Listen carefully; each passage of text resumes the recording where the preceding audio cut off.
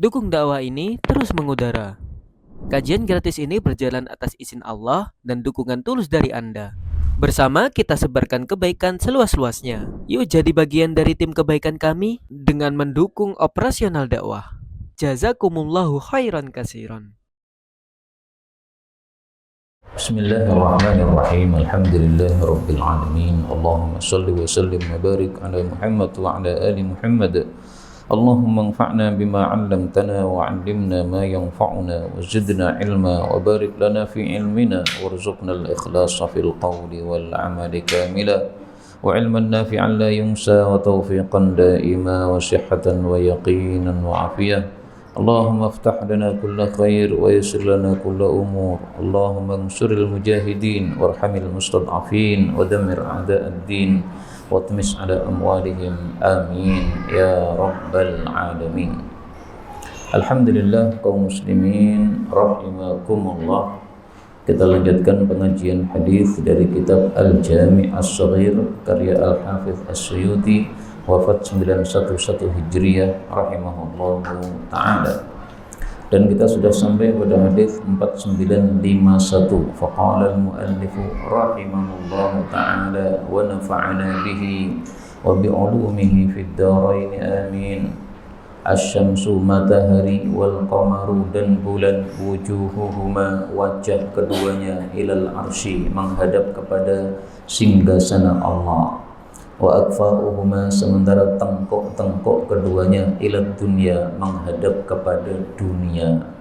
Hadis ini dhaif, menunjukkan bahwasanya matahari punya wajah, punya tengkuk, wajahnya menghadap ke atas ke singgasananya Allah, tengkuknya menghadap ke bawah ke dunia, karena singgasana Allah ini tempatnya di atas langit, berarti dia menghadapnya ke atas. Ini hadisnya dhaif. Adapun hadis yang sahih bahwasanya matahari itu setiap harinya sujud kepada Allah Subhanahu wa taala di bawah singgasana Allah Subhanahu wa taala, sebagaimana hadis yang dulu pernah kita pelajari bahwasanya Rasul sallallahu alaihi wasallam bersabda, "Atadrun, apakah kalian tahu kemana perginya matahari ini? Sesungguhnya matahari ini berjalan sampai berhenti kepada tempat menetapnya di bawah singgasana Allah, lalu dia sujud kepada Allah Subhanahu wa taala." Maka inilah hadisnya sahih yang diriwayatkan oleh Al-Imam Muslim rahimahullah. Berikutnya 52. Asyhadatu, mati syahid itu sab'un, ada 7 macam, siwal qatli fi sabilillah, selain dibunuh di medan jihad perang fi sabilillah. Kemudian beliau menyebutkan 7, tapi salah satunya ya yang mati di medan jihad tadi. Yang pertama al-maqtul, yang dibunuh fi sabilillah syahidun, di jalan Allah yaitu perang, itu adalah syahid. Wal mat'un, dan orang yang mati karena wabah penyakit itu juga syahid. Nah, kalau benar bahwasanya Covid kemarin itu adalah termasuk wabah penyakit atau ta'un, berarti orang yang mati ketika Covid karena Covid termasuk syahid. Yang ketiga wal ghariqu, dan orang yang tenggelam syahid, itu juga syahid. Naik kapal, kapalnya ambles, tenggelam. Yang keempat wasahibu dzatil janbi, dan pemilik penyakit dzatul jambi. Dzatul jambi itu saya cari diterjemahkan oleh orang-orang radang selaku dada. Al janbi samping, yaitu sebagian dari dada kita ada yang mengalami radang, maka disebut radang selaku dada atau pleuritis. Itu juga matinya mati syahid. Gambarannya kayak apa? Kayak sini nih Pak. Nah, ini yang sehat semuanya warnanya mirip. Yang sakit seperti ini. Nah, ini normal, ini pleuritis. Demikian dikatakan oleh orang-orang. Wallahu a'lam. Kemudian yang kelima wasahibul hariki, dan orang yang terbakar itu juga syahidun, mati syahid. Yang ketujuh, yang keenam adalah wa yamutu, dan orang yang mati tahtal hadmi, di bawah reruntuhan bangunan, itu juga syahid. Seperti saudara-saudara kita di Palestina yang kemudian mereka gugur di medan jihad, terjerumus mati di dalam bangunan-bangunan. Yang keempat, wal mar'atu, dan perempuan tamutu bijum'in, yang mati karena hamil, syahidun, dia syahidatun, dia mati syahid. Kata-kata bijum'in ini ada 3 tafsiran. Yang pertama, mati ketika hamil, masih ada dalam perutnya janin. Yang kedua adalah mati ketika melahirkan. Nah, berarti janinnya pas keluar. Yang ketiga adalah mati ketika masih perawan. Ada 3 nih. Dan ini untuk perempuan semuanya. Untuk laki-laki tidak. Laki-laki mati perawan tidak ada fadilahnya, mati jomblo tidak ada fadilahnya. Nah, ini adalah mati syahid yang ada 7 macam. Kemudian kata-kata sab'un 7 ini bukan untuk membatasi, karena kalau kita kumpulkan semua hadis tentang mati syahid ternyata jumlahnya lebih dari 7, sehingga berlaku kaidah yang sudah terkenal, al-adad la mafhuma lahu, jumlah tidak untuk membatasi. Nabi ingin menjelaskan 7, beliau katakan 7, di tempat yang lain beliau akan menjelaskan yang lain. Nah, maka mari kita lanjutkan hadis berikutnya, insyaallah ada tambahan-tambahan. 53, asyhadatu, mati syahid itu tukaffir, menghapus kulla syai', segala sesuatu, illa daina, akan tetapi hutang itu tidak terhapus oleh mati syahid. Tetap utang, tetap jadi utang. Wal ghariqu, dan adapun orang yang mati tenggelam, yukaffiru, wal gharqu, adapun tenggelam, yukaffiru, menghapus dzalika kullah, semua itu termasuk hutang-hutangnya terhapus. Ini tidak sahih. Jadi sama saja mati syahid biasa maupun mati syahid karena tenggelam, utang tidak dihapus oleh Allah gara-gara mati syahid tersebut. Yang dihapus dosa-dosanya. Utang tetap utang. Seandainya ini sahih, seandainya, maka yang dimaksud utangnya dihapuskan oleh Allah itu maksudnya besok di akhirat utangnya akan Allah lunasi. Kalau orang tidak melunasi utangnya kan dilunasi dengan pahala kan.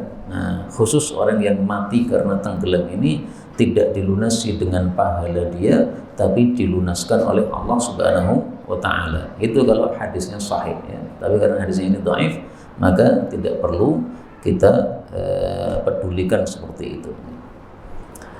Berikutnya 54, asyhada'u khamsah, mati syahid ada 5. Nah, tadi menyebutkan 7, sekarang 5. Mari kita perhatikan mana yang belum ada. Yang pertama, al-mat'un, orang yang mati karena wabah, sudah ya. Yang kedua, al-mabtun, yang mati karena sakit perut. Nah, di sini tadi belum ada. Maka kalau ditambah ini berarti ada 8. Wal ghariqu, dan mati karena tenggelam. Wasahibul hadmi, yang mati karena kena reruntuhan. Wasyahidu fi sabilillah, dan orang yang mati syahid di jalan Allah, yaitu di medan perang. Nah, maka hadis tadi tambah hadis ini berarti totalnya ada 8 macam mati syahid. 1 syahid perang, yang 7 adalah yang selain syahid perang. Berikutnya ada tambahan lagi, kita perhatikan 4955, asyhada'u, orang-orang yang mati syahid itu arba'atun, ada 4 macam. 4 macam maksudnya 4 tingkatan. Jadi tingkatannya berbeda-beda. Yang pertama, rajulun, seorang laki-laki, mukminun, yang beriman, jayyidul iman, yang dia itu bagus imannya. Laqiyal aduwa, dia berjumpa dengan musuh, fasadaqallaha, lalu dia itu jujur kepada Allah. Maksudnya jujur kepada Allah, tidak lari dari perang, ya maju ke depan terus, hatta qutil, sampai dia dibunuh. Fadzaka, maka itulah alladzi, orang yang yarfa'un nasu, para manusia mengangkat ilaihi, kepadanya, a'yunahum, mata-mata mereka, yaumal qiyamati, besok pada hari kiamat, hakadha, seperti ini. Nah, sambil mengatakan hakadha itu sambil perawinya itu mengangkat kepalanya ini sampai pecinya jatuh. Maksudnya apa? Saking tingginya orang yang dilihat di atas. Ini tingkatan yang paling pertama ya. Kenapa? Karena dia itu imannya bagus, gitu.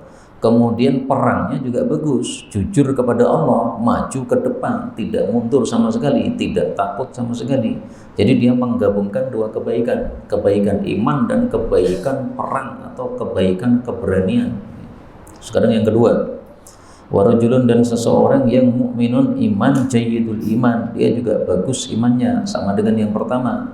Laqiyal aduwa, dia berjumpa dengan musuh, faka'annama, maka seolah-olah duriba, dipukul, jilduhu, kulitnya, pisau kitolhin, dengan duri pohon tolah. Pohon tolah itu pohon besar yang banyak durinya. Minal jubni, dari ketakutan. Atahu, mengenai dia, sahmun, anak panah, ghorbun, yang nyasar. Nyasar itu maksudnya tidak diketahui siapa yang memanahnya. Faqatalahu, lalu membunuh dia, ya, menyebabkan dia mati syahid. Fahuwa, maka dia itu fid darajati tsaniyah, pada derajat yang kedua. Kenapa derajatnya kedua, Pak? Karena dia punya satu kebaikan saja, yaitu imannya bagus, tapi keberaniannya kurang bagus. Sehingga ketika perang itu agak ingah-ingih. Ketika ada senjata atau ada serangan, wah, dia merasakan gemetaran atau ketakutan. Tapi karena dia iman, tetap perang. Kalau dia tidak iman kan takut mundur. Ini tidak mundur, tapi perasaan hatinya ada sedikit rasa takut. Nah, takutnya itu diumpamakan seperti orang yang kulitnya terkena duri. Terkena duri kan bulu kuduk kita merinding, karena apa dahsyatnya duri tadi. Nah, maka kekurangan dia adalah al-jubn, rasa takut. Sekarang yang ketiga, warajulun, seorang laki-laki mukminun yang beriman, khalata, yang dia mencampurkan amalan sholihah, amal yang soleh, wa akhara sayyi'ah, dan yang lain adalah amal yang jelek. Laqiyal aduwa, dia berjumpa dengan musuh, fa sadaqallaha, lalu dia jujur kepada Allah alias berani maju ke depan, hatta qutila, sampai dibunuh. Fadzaka, maka orang itu fit darajati tsalitsah, pada derajat yang ketiga. Ini kenapa derajat yang ketiga? Karena dia kebaikannya cuma satu, Pak. Imannya kurang bagus. Buktinya amalannya campur, ada jelek, ada baik. Berarti imannya masih kurang bagus. Tapi keberaniannya bagus, Pak. Ada orang-orang seperti ini, Pak. Jadi imannya kurang cong, tetapi mengalahkan keberaniannya para ustadz-ustadz. Berarti apa? Memang dia punya kelebihan, berani dalam perang, maju ke depan. Meskipun hari-harian agak sak-sae, tetapi ketika perang dia sungguh-sungguh maju ke depan. Yang keempat, warajulun, dan seorang laki-laki mukminun yang beriman, asrafa ala nafsihi, dia berlebih-lebihan terhadap dirinya, yaitu banyak berbuat maksiat. Laqiyal aduwa, berjumpa dengan musuh, fasadaqallah, tapi dia jujur kepada Allah alias tidak lari, hatta qutila, sampai dibunuh. Fadzaka fid darajatir rabi'ah, maka dia itu pada derajat yang keempat. Nah, derajat yang keempat ini paling rendah karena dia asraf. Asraf itu berlebih-lebihan dalam berbuat maksiat. Kalau yang ketiga tadi masih mencampur, Pak. Anggaplah amal baiknya dengan amal buruknya itu imbang, sehingga dia tidak disebut sebagai orang yang jelek. Tapi kalau yang keempat ini asrafa, berlebih-lebihan. Anggaplah keburukannya 60%, kebaikannya berarti cuma 40%. Kalah kebaikannya dengan keburukannya. Nah, ini namanya asrafa, berlebih-lebihan. Maka orang seperti ini termasuk jelek imannya, tetapi ketika perang dia jujur kepada Allah, maka dia tidak lari sampai mati, masih tetap mendapatkan derajat di hadapan Allah Subhanahu wa ta'ala. Dari hadis inilah para ulama mengambil kesimpulan, berarti asy-syahadah maratib. Namanya mati syahid itu bertingkat-tingkat. Jadi sama-sama mati syahid, tapi ada tingkatan atas, ada tingkatan bawah, ada tingkatan sedang. Nah, maka tadi ada 7 macam mati syahid, itu bukan berarti satu tingkatan, tidak, ya. 7 macam tapi bertingkat-tingkat. Tapi hadis ini saya jujur memang derajatnya diperselisihkan oleh para ulama kita rahimahumullah ta'ala. Berikutnya 56, asyuhada'u, orang-orang yang mati syahid ala barikin, pada barik. Apa itu barik? Dijelaskan oleh Nabi, barik adalah nahrin, satu sungai, bibabil jannah, di pintu jannah, fi kubbatin, pada kubbah, khadra, yang hijau, yakhruju ilaihim, yang keluar kepada mereka, rizquhum, rizki mereka, minal jannati, dari surga, bukratan, di waktu pagi, wa asyian, dan di waktu sore. Hadis ini menunjukkan bahwa orang-orang yang mati syahid sekarang ini Pak, sebelum kiamat, ya, sebelum akhirat, itu kondisi mereka berada pada sungai di pintu jannah. Jadi sungainya berada di depan pintu jannah. Sungainya ini disebut barik. Apa artinya barik? Dari sisi bahasa, barik itu artinya zahir, yang tampak, yang muncul. Maka karena berada di depan pintu, jadi tampak, jelas, kelihatan, semua orang bisa melihat. Yang disebut kubah itu adalah kemah yang bundar. Karena kemahnya kotak, yang disebut khaymah. Tapi kalau kubah itu adalah khaymatun, kemah mustadiratun, yang bundar. Kemudian warna kemahnya apa? Hijau. Nah, inilah rahasianya Rasulullah itu suka warna hijau, karena warna hijau itu adalah warna pakaian ahli surga, sehingga beliau itu paling senang warna hijau. Makanya rata-rata karpet masjid warna hijau, ya, mengikuti kecintaan Nabi terhadap warna hijau. Ini temboknya juga apa? Catnya juga warna hijau. Nah, ini bagus, warna yang disukai oleh Rasulullah SAW. Kemudian di sini disebutkan rezeki mereka keluar dari surga pagi sore. Nah, ini menjelaskan apa yang disebutkan di dalam Al-Quran tentang kondisi orang-orang yang mati syahid. Allah menyebutkan pada surat Ali Imran ayat yang ke-169, bal ahya'un inda rabbihim yurzaqun. Orang-orang mati syahid itu masih hidup di hadapan pemelihara mereka, dikasih rezeki. Nah, dikasih rezekinya kapan? Tidak disebutkan. Ternyata disebutkan oleh Nabi SAW, yaitu bukrotan wa asyiya, pagi sore dikasih rezeki oleh Allah Subhanahu wa Ta'ala. Jadi seperti kita di dunia, Pak, ada makan pagi, ada makan sore, atau makan siang dan makan sore. Karena itulah Al-Imam Ad-Darimi di dalam kitab sunannya mengatakan, babun as-sunnatu qadiyatun 'alal Qur'an. Bab sunnah Nabi, hadis Nabi itu menjelaskan terhadap Al-Quran. Al-Quran menjelaskan global, kemudian rinciannya dijelaskan oleh hadis Nabi Sallallahu Alaihi Wasallam. Ya, ini perkataan Imam Darimi dalam kitab sunannya pada Kitabul Ilm, pada awal dari kitab sunan beliau. Mudah-mudahan semua kita masuk surga tanpa hisab, tanpa azab. Amin ya rabbal alamin. Berikutnya 57, asyuhada, orang-orang yang mati syahid indallahi, di hadapan Allah, ala manabir, di atas mimbar-mimbar, min yaqutin, dari batu yakut, batu mulia, fi dhilli, di dalam naungan arsyillahi, singgasana Allah, yauma la dhilla, pada hari tidak ada naungan illa dhilluh, kecuali naungan Allah Subhanahu wa Ta'ala. Ala kathibin, pada suatu tumpukan, min miskin, dari minyak wangi misik. Maksudnya suatu tempat yang tinggi, yang wangi seperti misik. Fayaqulu, lalu berkata lahum, kepada mereka, ar-rabbu, Allah Subhanahu wa Ta'ala, alam uwafi, bukankah sudah kusempurnakan lakum, kepada kalian, yaitu janji saya, wa astukum, dan sudah saya jujur kepada kalian, yaitu sudah saya berikan apa yang dulu saya janjikan.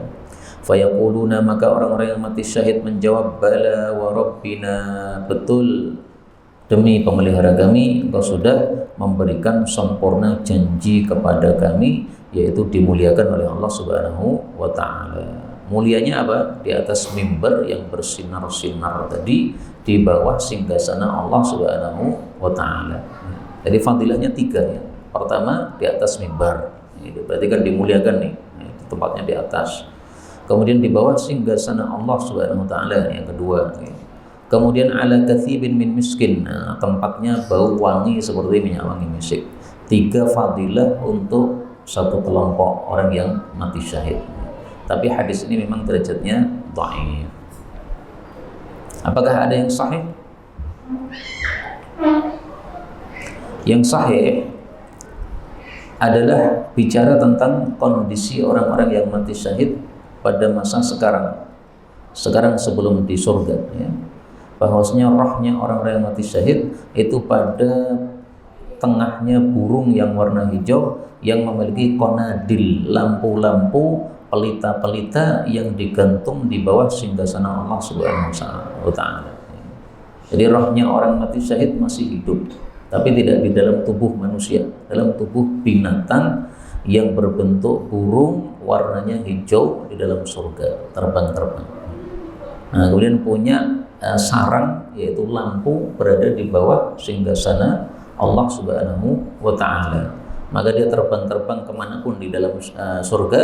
Kemudian nanti kalau pengen istirahat, naik ke tindilnya, ke lampunya yang sudah disiapkan itu. Ya, ini yang sahih riwayat Imam Muslim.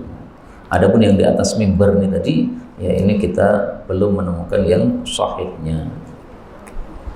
Berikutnya 58 asyuhada, orang-orang yang mati syahid, alladzina yuqatiluna, yaitu orang-orang yang berperang fi sabilillah, di jalan Allah, fi shaffil awal, pada shaf yang pertama. Berarti berani, ya, karena berada di depan. Wala yaltafituna, dan mereka tidak menolehkan biwujuhihim, wajah-wajah mereka, hatta yuqtalu, sampai mereka dibunuh, yaitu syahid.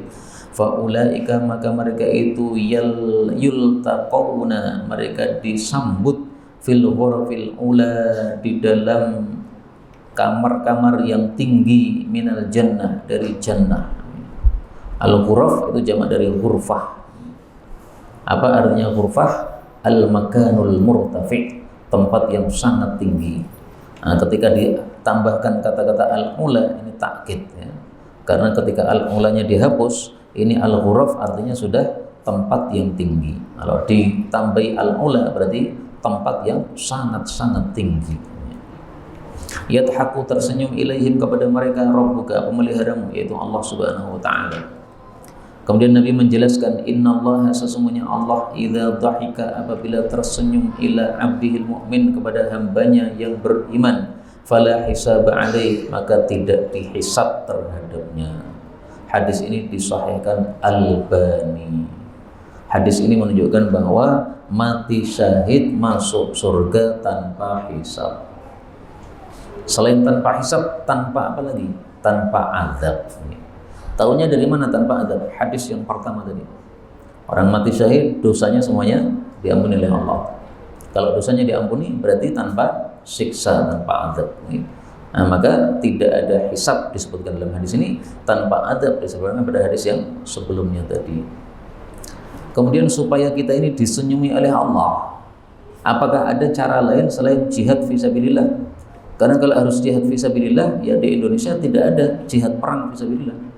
Kita harus datang ke Palestina. Gimana ini? Nah, ada cara yang lain. Mari kita lihat. Dan ini mungkin sudah pernah kita bacakan dulu, kita bacakan lagi, ya. Salah satu, ada 3 orang yadhaqullahu ilaihim, yang Allah senyum kepada mereka. Nah, supaya disenyumi oleh Allah, lakukan salah satu dari 3 ini. Yang pertama, seseorang yang bangun malam salat tahajud, sementara seorang yang bangun malam salat tahajud. Dalam hadis yang lain, wal qaumu yanamun, sementara orang-orang yang lain sedang tidur. Nah, dia malah bangun tahajud. Nah, maka jam 2 bangun supaya kita disenyumi oleh Allah Subhanahu wa taala. Allah senyum, senang, wah ini hamba saya imannya mantap, ya. Jam 2 bangun padahal yang lainnya sedang tidur. Yang kedua, wal qaum, suatu kaum apabila mereka itu berbaris untuk sholat. Nah, sholat jamaah, Allah senyum melihat orang-orang yang sholat jamaah.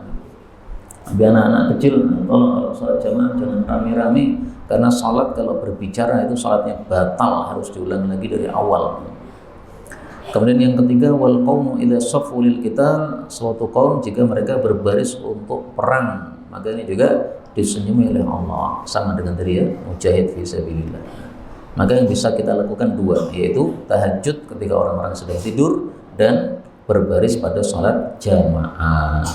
Tapi memang saya jujur, ini riwayat Ahmad, juga riwayat Ibnu Majah, sanadnya dhaif. Sanadnya dhaif tapi maknanya bisa diterima, insya Allah. Karena dalam hadis yang lain disebutkan Allah tersenyum, Allah suka kepada 3 orang. Nah, 3 orang salah satunya disebutkan di sini. Orang yang salat tahajud, sementara yang lain sedang pada tidur. Nah, Allah senyum itu kan berarti Allah suka. Ya. Senyumnya Allah berarti menunjukkan apa? Ridhonya Allah atau sukanya Allah Subhanahu wa Ta'ala. Maka itu hadis saling menguatkan maknanya insyaallah Ta'ala. Jadi sanadnya dhaif tapi masih bisa kita harapkan maknanya sahih. Berikutnya 59. Asyhru, bulan itu maksudnya bulan Arab. Yakunu adalah tis'atan wa ishrina, 29 hari kadang-kadang. Wa yakunu, dan adalah dia itu 30 hari kadang-kadang. Para sahabat mengatakan kami puasa Ramadan bersama Nabi lebih sering 29 hari daripada 30 hari. Nah, coba kita hitung Ramadan kita lebih sering 29 atau 30. Fa'idha, maka jika ra'aitumuhu, kalian melihat hilal Ramadan, fasumu, maka puasalah. Wa idha, dan apabila ra'aitumuhu, kalian melihat hilal Syawal, fa'aftiru, maka berbukalah. Fa'in huma, maka jika ditutupi hilal itu alaikum, atas kalian, fa'akmilu, maka sempurnakan al-iddata, jumlah atau bilangan bulannya menjadi 30 hari. Hadis ini menunjukkan bahwa masuk Ramadan dan keluar Ramadan itu caranya dengan ru'yatul hilal, dengan melihat hilal, bukan dengan hisab. Karena Rasulullah mengatakan ra'aitumu, kalian melihat hilal. Di masa Nabi sudah ada ilmu hisab, tapi Nabi mengatakan nahnu ummatun ummiyatun la naktub wa la nahsib, yakni fil ibadah. Kata Nabi, kita umat Islam ini umat yang ummi. Ummi maksudnya gimana? Tidak pakai tulisan, tidak pakai hitungan, yaitu dalam bab ibadah. Silahkan pakai tulisan, pakai hitungan untuk bab muamalah utang piutang, silahkan. Tapi untuk bab ibadah, puasa Ramadan, ini ibadah, maka kita la naktub wa la nahsib. Apakah menulis sudah ada di masa Nabi? Sudah ada. Tapi Nabi mengatakan la naktub. Kita nggak pakai tulisan untuk bab ibadah ini. Apakah ilmu hisab sudah ada di masa Nabi? Sudah ada. Sebelum Nabi pun sudah ada.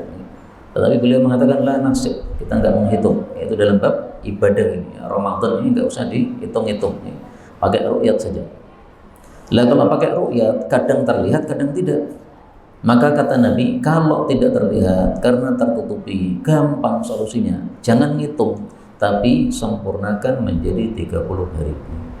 Jadi hilal Ramadan nggak kelihatan, Sya'bannya berarti 30 hari. Hilal Syawal tidak kelihatan, berarti Ramadannya menjadi 30 hari. Gampang sekali. Jadi 2 kondisi sudah dijelaskan oleh Nabi. Dan ini adalah ijma' kesepakatan para sahabat bahwasanya untuk masuk Ramadan pakai ru'yat, tidak pakai hisab. Maka pendapat hisab itu sangat lemah karena menyelisihi ijma' sahabat. Dan tidak boleh menyelisih ijma' itu. Dan yang pertama kali melakukan hisab itu adalah seorang ulama tabi'in namanya Mutarrif. Nah, Mutarrif ini ketika pakai hisab, dia dikomentari oleh ulama-ulama yang sezamannya, "Lau lam ya'mal bihi lakana khairan lah." Seandainya tidak menggunakan ilmu hisabnya, lebih baik daripada dia lakukan. Kenapa? Karena dengan begitu dia menyelisih seluruh sahabat-sahabat Nabi sallallahu alaihi wasallam. Berikutnya 60. Asyahwatul khafiyah, syahwat yang samar. Warriya'u, dan riya itu adalah syirkun, syirik, maksudnya syirik kecil. Syirik besar itu yang menyebabkan murtad, syirik kecil itu yang tidak menyebabkan murtad. Hadis ini diperselisihkan derajatnya oleh para ulama. Apa contoh syahwat yang tersembunyi? Saya dapatkan 3 contoh dari para ulama. Yang pertama, setiap maksiat yang dilakukan sembunyi-sembunyi itu disebut syahwatun khafiyah. Kalau banyak orang tidak berani melakukan, tidak ada orang berani melakukan, itu berarti syahwatun khafiyah. Yang kedua, melihat seorang wanita cantik, maka dia tundukkan pandangannya, tapi hatinya masih membayangkannya. Nah, itu berarti syahwat yang tersembunyi. Matanya tidak berani melihat, kenapa? Ini dosa, ini nggak boleh. Tapi kok ya ayuman, akhirnya dibayangkan dalam hati. Berarti matanya belum tunduk, hatinya matanya sudah tunduk, hatinya belum tunduk. Kemudian yang ketiga, kata Imam Ghazali, contohnya adalah seseorang yang dia itu syahwat terhadap makanan misalnya, kemudian dia tidak berani makan makanan tersebut ketika ada banyak orang. Tapi kalau sendiri dia berani makan makanan tadi. Misalnya makan sampai munjung banyak. Nah, kalau banyak orang dia malu. Jadi dia suka makan banyak gitu. Banyak orang malu dia, menampilkan bahwa dirinya orang yang makannya sedikit. Begitu orang-orang sudah pergi, wah nantang untuk lagi makan yang banyak. Nah, itu syahwat khafiyah menurut Al-Imam Al-Ghazali rahimahullah ta'ala. Nah, itu semuanya contoh-contoh untuk syahwatun khafiyah, syahwat yang tersembunyi. Berikutnya 61, asyahidu, orang yang mati syahid, la yajidu, tidak mendapati minal qatli, dari pembunuhan terhadapnya, illa, kecuali kama, sebagaimana yajidu, dia yajidu, mendapati ahadukum, salah satu kalian, al-qarsah, cubitan, yuqrasuha, yang dia dicubit dengannya. Dicubit itu kan nggak sakit Pak, skor paling celekit sedikit. Nah, mati syahid itu rasanya begitu, sakit. Meskipun syahidnya digorok dengan gergaji, grek, grek, grek. Orang digorok lehernya dengan gergaji kan kelihatannya ngeri. Tapi kalau matinya mati syahid, nggak ada rasanya. Rasanya seperti ini. Ini sabda Nabi, harus percaya nih Pak. Dipenggal lehernya, rasanya sama, cubit. Dibom sampai hancur tubuhnya, sama, rasanya seperti cubit. Berikutnya 62, asyahidu, orang yang mati syahid, la yajidu, tidak mendapati alamal qatli, rasa sakit dibunuh, illa, kecuali kama, sebagaimana yajidu, merasakan ahadukum, salah satu kalian, massa, sentuhan al-qarsah, cubitan. Qarsah ini boleh diartikan cubitan, boleh diartikan gigitan semut. Pokoknya sesuatu yang kecil gitu loh Pak. Cubitan kan kecil ya, celik. Gigitan semut juga kecil, celik. Yang kecil-kecil gitu, itu namanya qarsah. Maka kata-kata qarsah bisa untuk semut. Qarasatni namlah, semut menggigit saya, bisa. Bisa untuk mencubit. Qarastu zaujati, ya, saya cubit istri saya, bisa. Bisa untuk baju.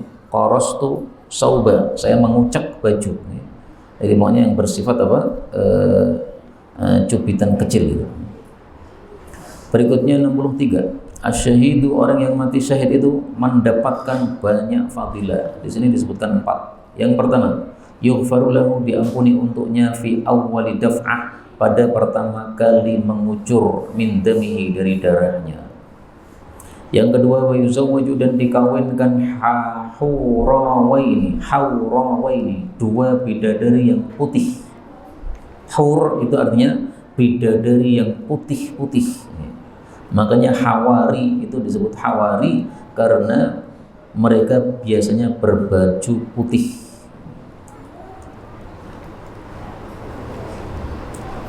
Roti hawara disebut hawara karena rotinya putih. Haura, ya, wa ini dua bidadari yang putih-putih. Yang ketiga, wa yusaffa, dan dia diberi syafaat, diberi kesempatan memberi syafaat, atau dia diterima syafaatnya, fi sab'ina, pada 70 orang, min ahli baitih, dari ahlul baitnya. Ini fadilahnya berapa? Ada 3. Nah, dalam hadis, sebelum saya lanjutkan, dalam hadis yang lain kita temukan fadilahnya ada 7.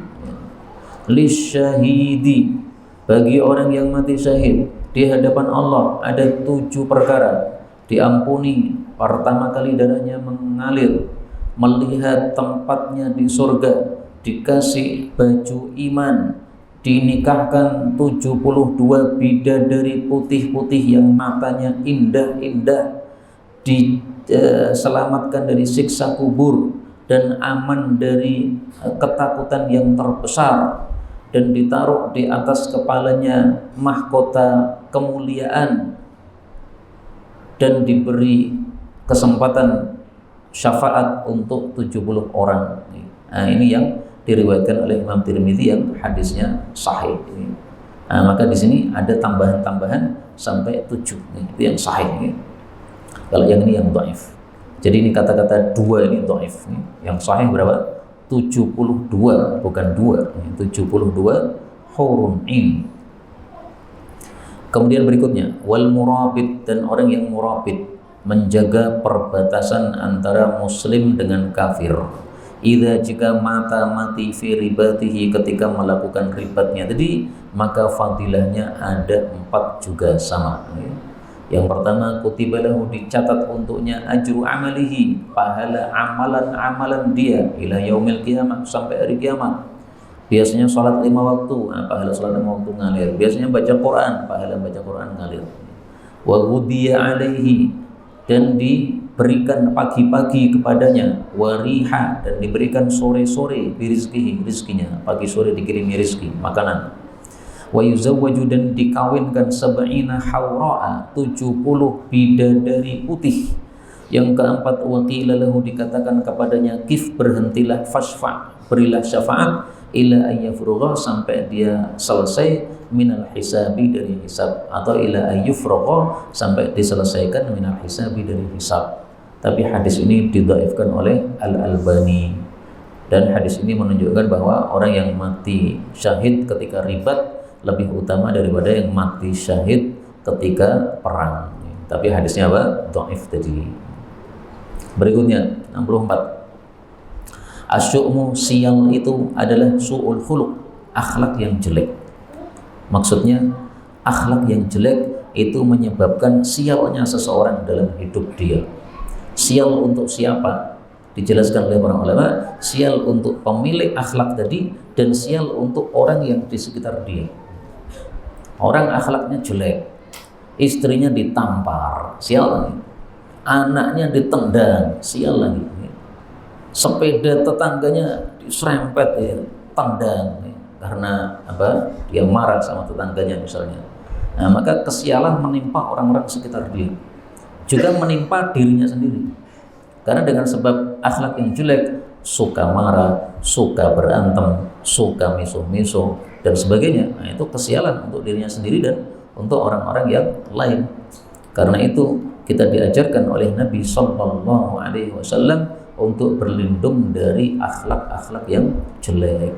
Allahumma inni a'udzubika min munkaratil akhlaq wal a'mal wal ahwa wal adwa. Ya Allah, saya berlindung kepadamu dari akhlak yang mungkar, amal yang mungkar, nafsu yang mungkar, sakit yang mungkar. Mudah-mudahan semua kita diabayaguskan akhlaknya oleh Allah Subhanahu wa taala. Amin ya rabbal alamin. Berikutnya 65, as-sunizu, habbatus sauda, nama lainnya suniz, nama lainnya lagi kamun, namanya lagi habbatul barakah, ya, biji yang berkah.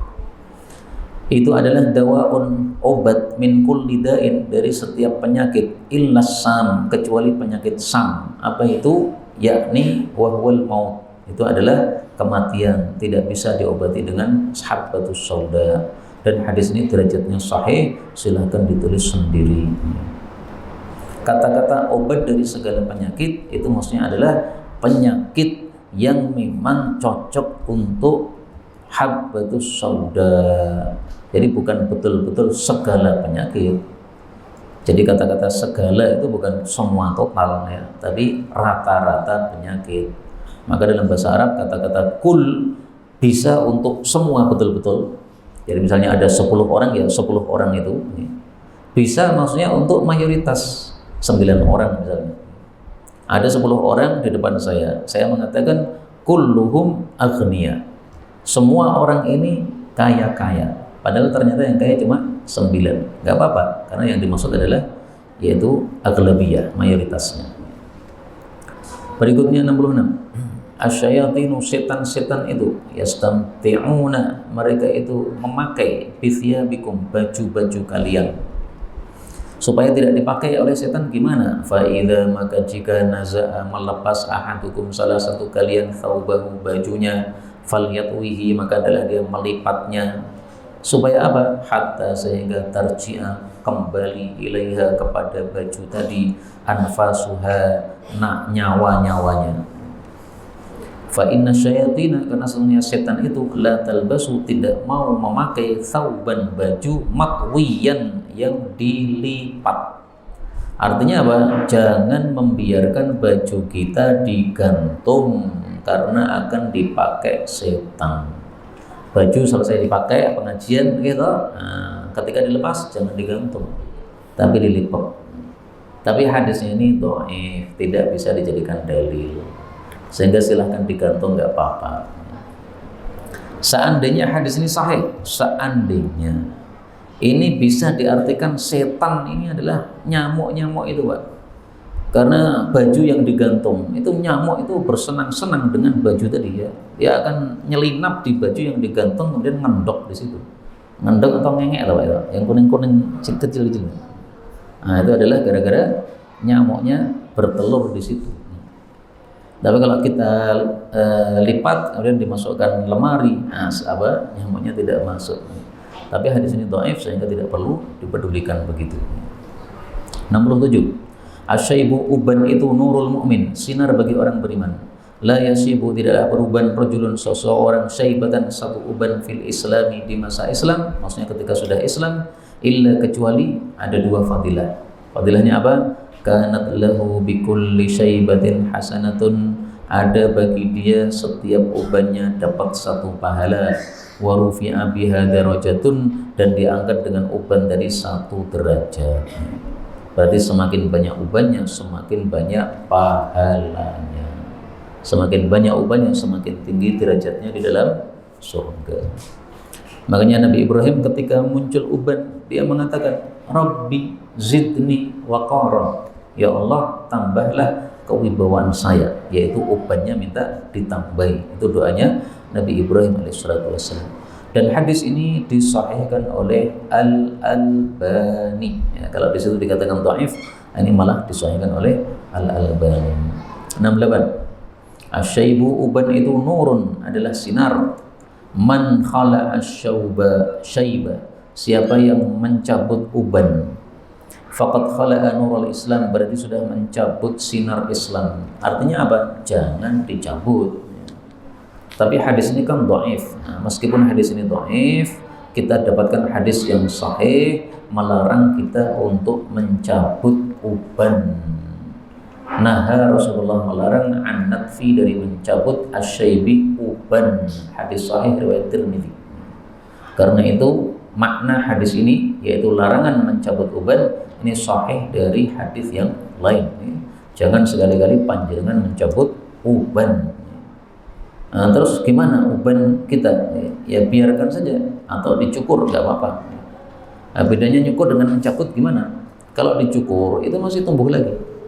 Kalau dicabut itu berarti akarnya ikut lepas, maka tumbuhnya susah, agak lama gitu. Jadi kalau dicabut tumbuhnya lama, kalau dicukur tumbuhnya cepat. Dicukur nggak dilarang. Faidah, maka juga balagha, sampai ar-rajul, seseorang, arba'ina sanah, 40 tahun usianya, waqahullahu, Allah jaga dia, al-adwa ats-tsalatsa, 3 penyakit. Nah, ini kabar gembira bagi yang sudah 40 tahun. Aman dari apa? Al-junun, gila, tenang, gak bakal gila. Tapi kalau dia belum 40 tahun, nah, bisa jadi gila. Yang kedua, al-judham, lepra, aman, gak akan lepra. Yang ketiga, al-baros, belang, gak akan belang. Tapi hadis ini juga dhaif. Berikutnya 69, asy-syaikhu, orang tua. Orang tua maksudnya orang yang usianya tua. Fi ahlihi, di tengah-tengah keluarganya, kan Nabi, itu seperti Nabi. Fi ummatihi, di tengah-tengah umatnya. Maksudnya gimana? Maksudnya harus dimuliakan. Jadi seperti ayat ini, Pak. Surat Al-Ahzab ayat 6. An-nabiyyu awla bil mu'minina min anfusihim wa azwajuhu ummahatuhum. Istri-istri Nabi adalah ibu-ibunya kaum muslimin. Maksudnya gimana? Seperti ibu kita. Maksudnya gimana? Wajib dimuliakan. Jadi istri Nabi harus dimuliakan. Maka gara-gara ayat ini, ada sebagian orang Syiah ketika membaca Quran kemudian sadar, oh ini berarti ajaran Syiah sesat ini. Kenapa? Karena di komunitas Syiah dia itu sering diajarkan mencela Aisyah. Aisyah siapa? Istri Nabi. Nah, ketika dia baca ayat ini, wa azwajuhu ummahatuhum, istri Nabi seperti ibumu sendiri. Dia kemudian mikir, loh Aisyah kan istri Nabi, berarti seperti ibu saya, berarti harus saya muliakan. Akhirnya dia mengatakan ummi, Aisyah ibu saya, Aisyah ibu saya. Kemudian keluar dari kelompok Syiah.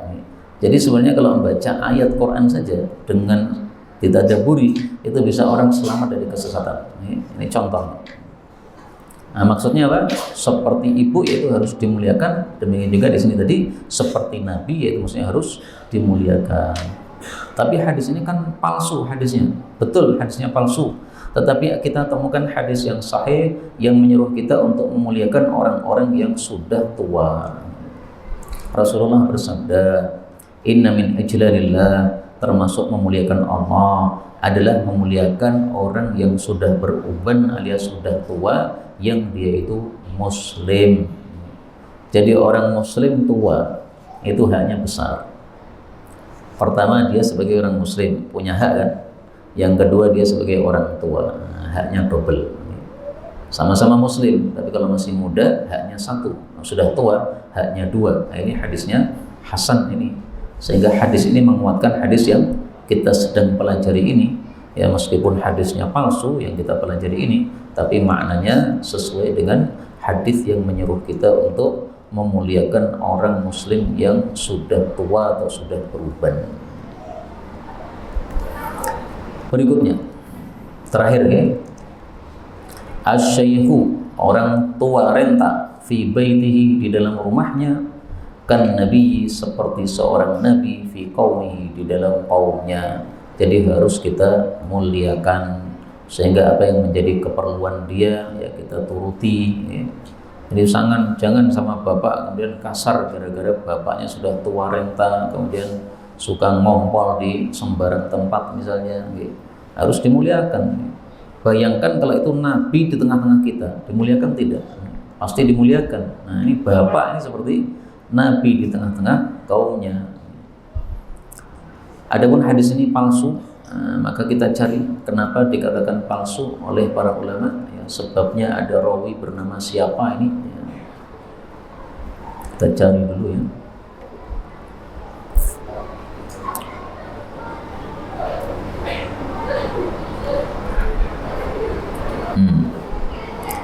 Fihi, di dalam sanadnya ada Ibnu Ghanaim, rawi bernama Ibnu Ghanaim. Yarwi an Malik, meriwayatkan dari Malik, malam yuhaddits bihi qattu, sesuatu yang sama sekali tidak disampaikan oleh Malik, berarti dia memalsukan hadis.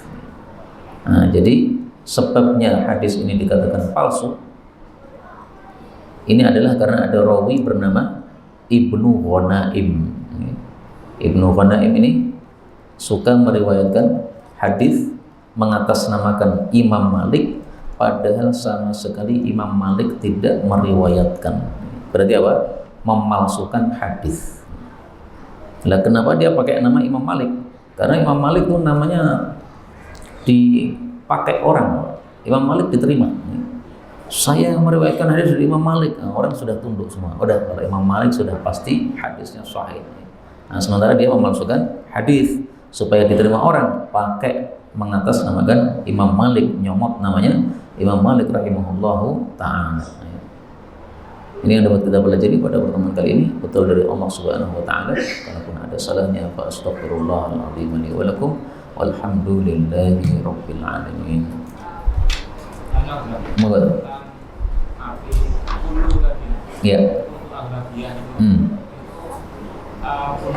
itu apa bisa ke situ? Ya. Kullu bid'atin dhalalatun, setiap bid'ah itu adalah sesat. Apakah setiap ini bisa dimaknai mayoritasnya? Bisa. Kenapa bisa? Karena Imam Syafi'i mengatakan al bid'atu bid'atani. Bid'ah itu ada dua macam. Ini yang ngomong bukan saya, Imam Syafi'i. Imam Syafi'i kan ulama, udah jawazal qantar. Kata beliau, ma wafaqas sunnah fahuwa hasanah. Bid'ah kalau sesuai dengan sunnah atau ajaran Nabi berarti bid'ah yang baik. Wa ma khalafas sunnah fahuwa sayyi'ah.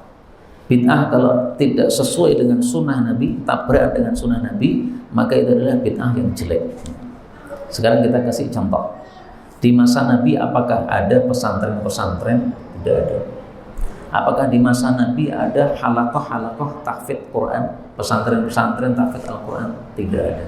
Nah, sekarang ini menjamur di mana-mana, Pak. Pesantren, tahfidz Quran dan sebagainya. Ini apakah bid'ah atau tidak? Ya bid'ah, karena baru. Bid'ah itu baru dalam agama. Mempelajari Quran, hadis ini kan agama. Dan ini baru di masa Nabi nggak ada. Tapi sesuai ajaran Nabi, apa kata Nabi? Utlubul ilm, carilah ilmu. Talabul ilmi faridah, mencari ilmu wajib bagi setiap orang muslim. Nah, mencarinya gimana? Salah satu caranya adalah dengan membuat pesantren. Nah, berarti boleh itu bid'ah hasanah. Sehingga sesuai ajaran Nabi, bid'ahnya hasanah. Tidak sesuai ajaran Nabi, bid'ahnya sayyi'ah. Contoh bid'ah sayyi'ah bagaimana? Mengadakan kumpulan di masjid salat jamaah yang tidak diajarkan oleh Nabi. Misalnya separuh Sya'ban, nisfu Sya'ban, dikumpulkan orang-orang salat jamaah rame-rame. Bukan salat 5 waktu ya. Salat malam nisfu Sya'ban. Kumpul jam berapa? Jam 9 malam. Nah, kemudian salat dipimpin oleh imam rame-rame berjamaah, dikumpulkan banyak orang, masjidnya penuh, habis itu makan-makan bersama. Nah, ini bid'ah yang sayyi'ah, yang jelek, tidak sesuai ajaran Rasulullah sallallahu alaihi wasallam. Wallahu a'lam bishawab. Nggak, Pak? Hadis nomor menyemir. Menyemir rambut. Untuk orang yang sudah beruban, maka disunnahkan untuk menyemir rambut. Yang beruban bukan yang masih hitam. Yang sudah putih, nah itu silakan pakai semir. Nah, semirnya semir apa? Nah, ini al-katam. Inna, sesungguhnya paling bagusnya apa yang kalian mengubah dengannya uban ini adalah dengan inai dicampur katam. Inai warnanya merah, katam warnanya hitam, dicampur jadi merah ke hitam-hitam. Dan ini yang dilakukan oleh Abu Bakar As-Siddiq, ambil inai, ambil katam, diaduk, nah, kemudian untuk mewarnai ubannya. Tapi kalau masih hitam, nah, itu tidak usah disemir rambutnya, ya. Dibuat pirang dan sebagainya, itu mengubah ciptaan Allah Subhanahu wa ta'ala. Wallahu a'lam bishawab. Subhanakallahumma rabbana wa bihamdika asyhadu an la ilaha illa anta astaghfiruka wa atubu ilaik.